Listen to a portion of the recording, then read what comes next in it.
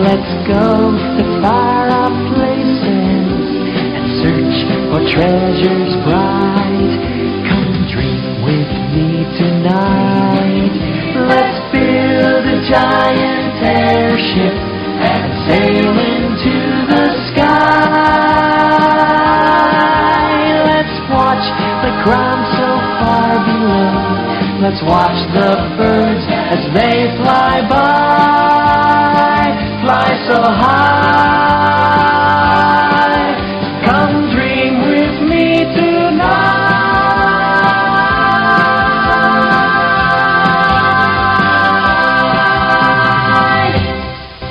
Hello and welcome to the 54th episode of ToonCast, brought to you by the GeekCast Radio Network. I am your host, Steve, Joe, and Mike, and today I'm joined once again by Kevin Optimus Solo Thompson. Hello.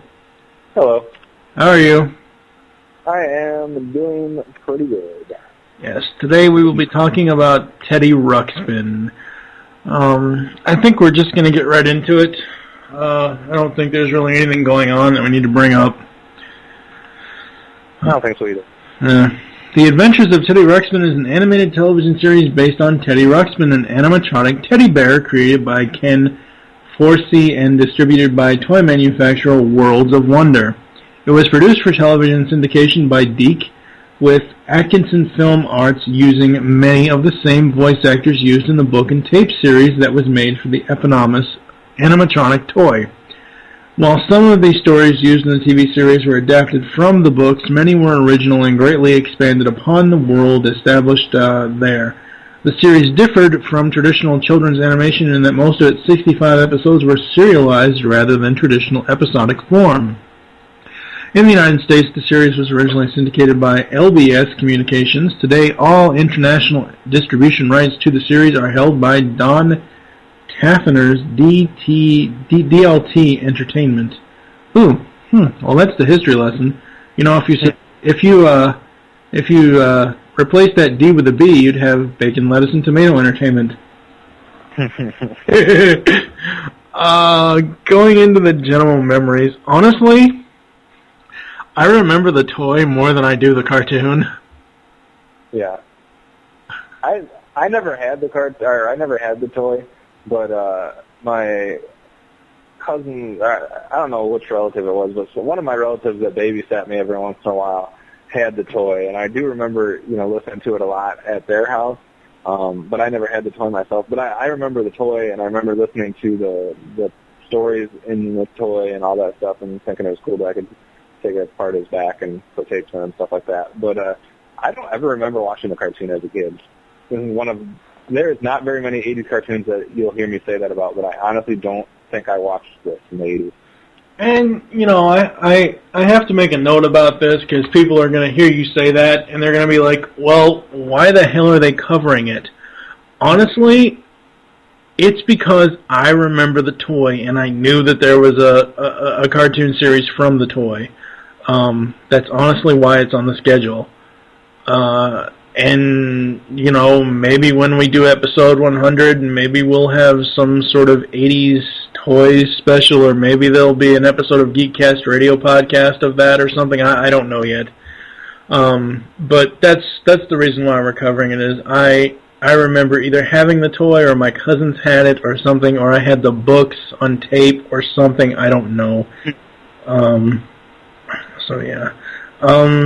As far as the characters, getting into the characters and voice actors segment here, The Adventures of Teddy Ruxpin features a large menagerie of sentient species for its character base. Eliops, brown and bear-like with kind dispositions. Octopedes, orange and caterpillar-like with 8 legs, each with fully formed hands. Oh boy. Purloons, humans who usually are professional in nature, e.g. scientist or doctor or wizard. There's a bunch of stuff, basically. The main characters I remember... Oh, go ahead. I was going to say the main 3 characters for the protagonist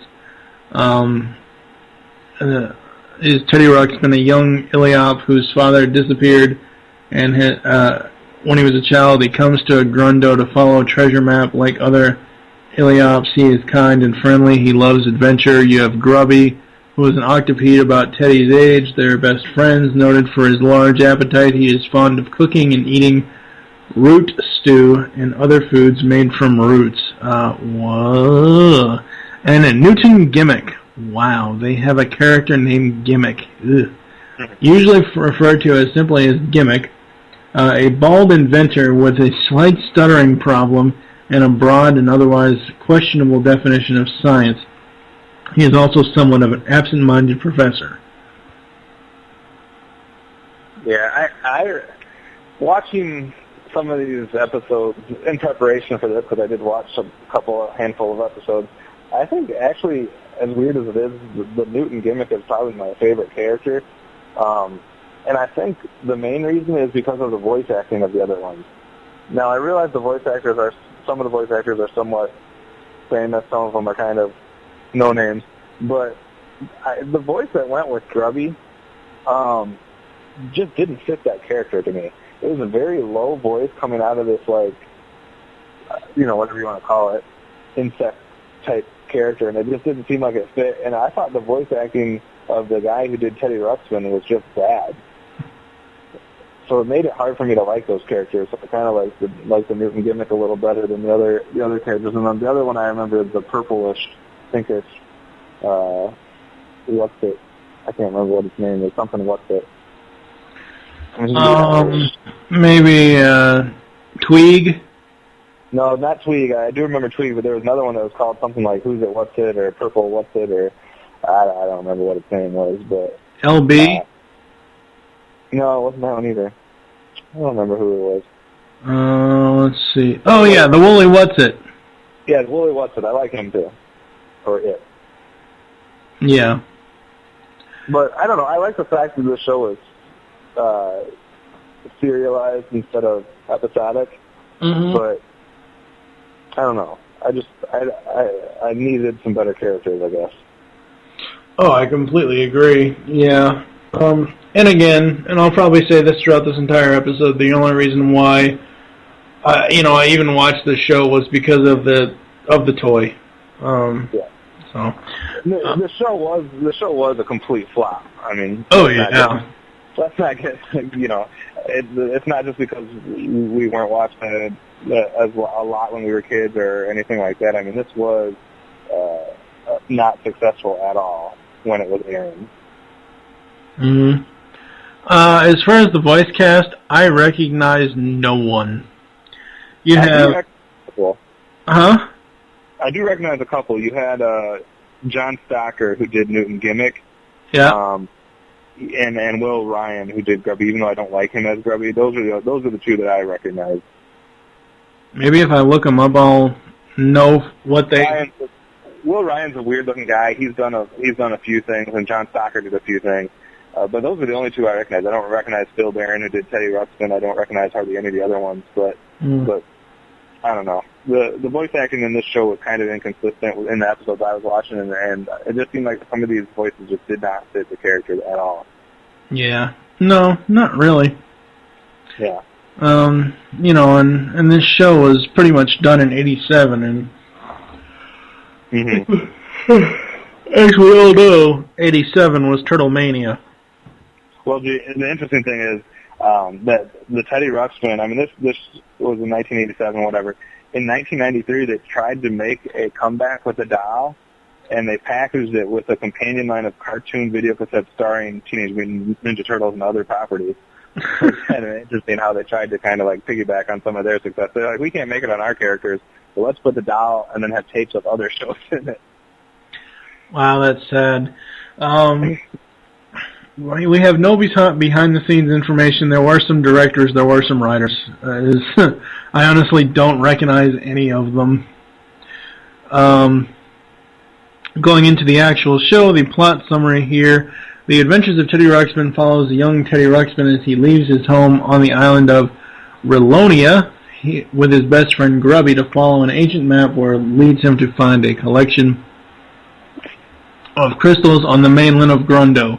With the help of his new friend Newton Gimmick, Teddy and Grubby discover the magical powers of what turns out to be an ancestral treasure as well as an organization with ambitions to use it for evil. Along the way, Teddy learns the long-lost history of his species and clues to the location of his missing father. Sounds interesting, but it was still a flop. And another thing that didn't help it was basically that as the cartoon, basically you had the toy, and the toy was like mad, crazy, popular, just kind of like, the best thing that you can describe or compare the toy to was Furby. It was like the Furby as far as getting so popular so quickly, but the problem was then they're like, let's do a cartoon, and then the toy did exactly what Furby's did, which is become a complete flop. Yep. It had mad success, and then you had a complete flop, and the problem was is it flopped about the time the cartoon came out. So it just wasn't good timing by them. Nope, not at all. I honestly, until I go back and listen, like while I edit this episode, I honestly don't remember the theme song, but I do remember the theme song. The theme song is actually decent. It's kind of odd that you could listen to the whole theme song and almost not know what show it's for. But it's still somewhat catchy. I will give it credit. And the series' original music was done by Andrew Huggett and George Wilkins. Going into the legacy segment, as far as the toys, comics, DVD releases, and all that happy crap, Teddy Ruxpin is an animatronic talking bear which was created by Ken Forsey with later assistance by Larry Larson and John Davies. He was first produced in 1985 by toy manufacturer Worlds of Wonder. Teddy would move his mouth and eyes as he read stories via a standard audio tape deck built into his back. There was also a companion toy named Grubby, which connected to Teddy via a cable. This allowed the two some minimal interaction, as well as there were several other non-animatronic companion toys and characters, such as the bird-like Fobs, a hand puppet with sock-like extendable neck, and larger woolly What's-It hand puppet, a twig puppet, and an LB Bounder puppet. Okay, wait.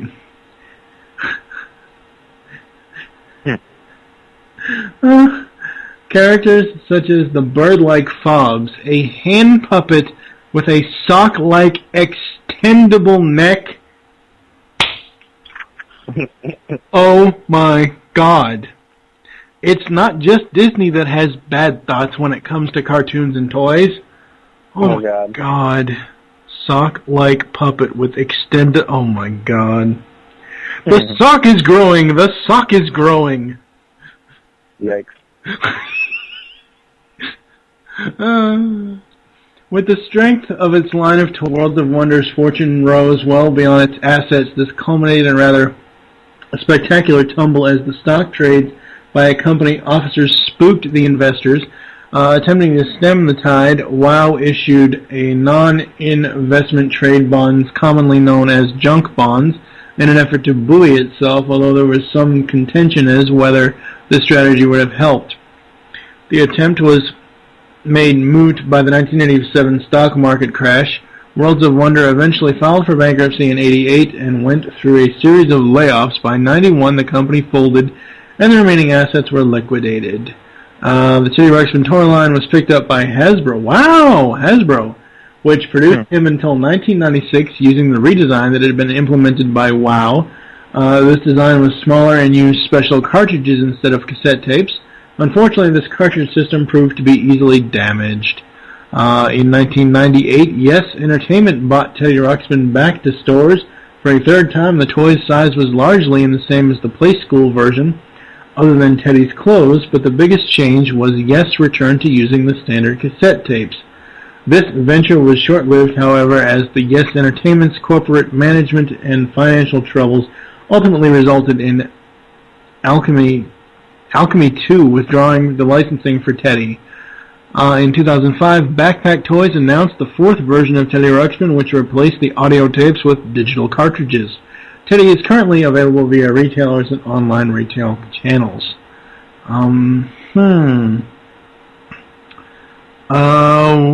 Okay, I guess I'll go into the DVD releases. In February 2006, First National Pictures released 2 volumes of the series, 11 episodes on DVD. 2 additional volumes were to be released to complete the series, but for unknown reasons, they were never released. In January 2008, Mill Creek Entertainment acquired the rights to the series. They subsequently released all 65 episodes in 3-volume sets. On January 27, 2009, Mill Creek Entertainment released a 6-disc complete series box set featuring all 65 episodes on DVD for the very first time. I may want to get that. I don't know. The complete series. I don't know. It's just one of those things. It'd be interesting to see a serialized thing from start to finish, but I don't know if I could buy it. Yeah, it just depends on how much it is, but yeah. Last thing before we close this show, impact in popular culture. The Adventures of Teddy Ruxpin was one of the very first Western cartoon shows to be seen by population of Bulgaria in the late 1980s. The influence of this show can be seen in the text on the then modern post-punk band Review and their song Teddy Ruxpin. Also, the very first underground music shop to open in the capital of Bulgaria, Sofia, was and is to this date called Mavo, in reference to the antagonistic organization in the cartoon show. Yeah, that's not very interesting. Not very interesting at all. Alright, yeah, so, wow. This is probably going to be the shortest episode of ToonCast ever outside of the episode. It's perfect, though, because it's about as short as the lifespan of the Teddy Ruxpin cartoon and toy. And on that end clip. ToonCast will be back after these messages. Hey, you're listening to ToonCast. Yay! Now back to ToonCast. What are your final thoughts on Teddy Ruxpin, sir? Basically, I mean, it is what it is, but the problem is, with Teddy Ruxpin is it came out in an era where there was, even for that genre, way more better stuff to watch. I mean, it might be a great cartoon, but there were so many better options as far as voicing, animation, et cetera, et cetera. So basically, Teddy Ruxpin was a great toy. It was a breakthrough toy that, you know, it hadn't really been done before. It was very popular, but maybe it should have stayed a toy. Yeah, I honestly loved the toy. And again, I can't remember if I actually had one or if it was my cousin's. I don't remember. I believe I had one. I don't know. I'll have to ask my mom, and I'll let everybody know in episode 55. But yeah, I may want to get the series on DVD, but again, it goes to price as what the complete series set is going to cost. Don't really know. I actually have, I just thought of this just now, want listener feedback on what you guys think about, for the rest of the show, us including as the outro music, the theme to the next episode of the podcast. So, like, starting this episode, we'd have the Teddy Ruxpin theme, and then after you hear this outro, you'll have, like, next week's episode will be the Wuzzles. So you'll have the Wuzzles theme. Well, the problem is with that ideology is that the intro for next week's episode is going to be the exact same thing as the outro for this week's episode as far as the music. I don't know what you guys think about that. You can email me, tfg1mike@gmail.com, and let me know. And, you know, we'll see where that goes. Do we have anything else we want to say? No, I think I'm good. Do you want to plug anything new going over on at behind the actorsofvoice.com? BehindTheVoiceActors.com. I think nothing new for now, but I'll be plugging something probably in the next couple episodes. Okay, good deal. Thank you for joining us here on ToonCast. There are several ways to get in contact with us or leave feedback for the show. Visit the website, geekcastradio.com. Join the forums, PredaconEmpire.com/Nexus. Leave the show's feedback in iTunes. Please do this. Follow us on Twitter. The show name there is GCRN ToonCast. Mine is TFG1 Mike. What is your Twitter? Boss K-Dog. Become a fan on Facebook. Search Geekcast Radio Network. Call the voicemail line. Tell us the show you're leaving the message for and your name. 502-526-5821. We hope you enjoyed this episode of ToonCast and wish you'll join us next time when we will be reminiscing on... Oh, crap. Whoops. I said the Wuzzles at first. It's not. It's it's the Gummy Bears. So I'm going to put the Gummy Bears music as the outro to this. Sounds good. I completely forgot. So, yeah, next episode is the Gummy Bears. For now, I am TFG on Mike with... Optimus Solo. Thank you for listening. Until next time. Oops, that's the wrong window.